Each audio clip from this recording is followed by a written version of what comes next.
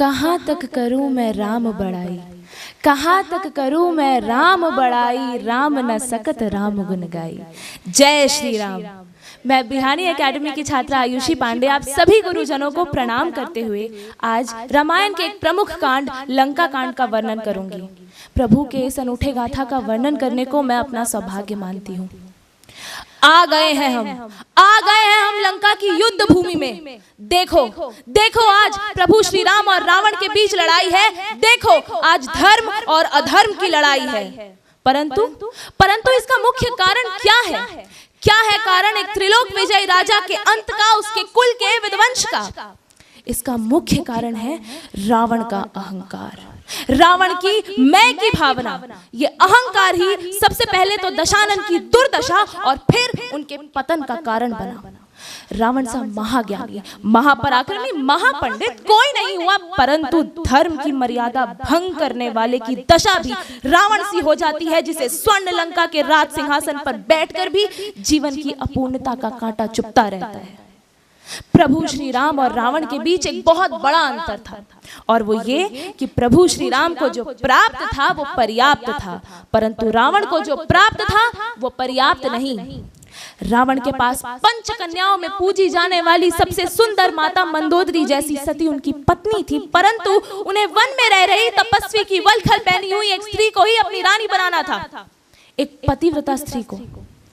युद्ध भूमि में ऐसी बहुत सी चीजें हैं जो आज भी उतनी रहस्यमयी और दिलचस्प हैं जैसे कि बहुत पहले हुआ करती थी।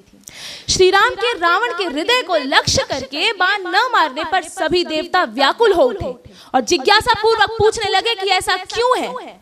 तभी ब्रह्मा जी विस्तार पूर्वक यह उत्तर देते हैं कि श्री राम जानते हैं कि दशानन के हृदय में निरंतर माता सीता का वास है, और माता जानकी के हृदय में तो प्रभु श्री राम हर पल विराजमान रहते हैं, और प्रभु के उदर में तो 7 खंड और 14 भुवन बसे हैं।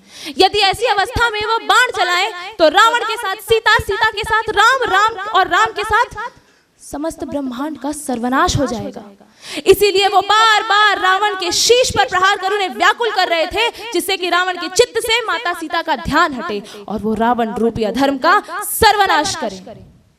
तीनों लोगों का विजेता, असुरों में सिंह के समान वैभवशाली सोने की लंका का अधीश्वर देखो देखो धरती पर कैसे अनाथ की भांति पड़ा अपने मृत्यु की प्रतीक्षा कर रहा है कि तभी मर्यादा पुरुषोत्तम श्री राम अपने अनुज से कहते हैं कि वे जाएं और जाकर रावण से अंतिम सीख ले आए। रावण ने अंतिम सीख तो दिया, परंतु लक्ष्मण के सामने एक प्रश्न भी रख दिया। वे बोले, हे लखन, मैं धन बल छल सब में इस युद्ध में प्रभु श्री राम से कहीं अधिक था, फिर क्या है मेरे अंत का कारण, क्या है मेरे पराजय का कारण? कृपया आप इसका उत्तर प्रभु श्री राम से ले आए।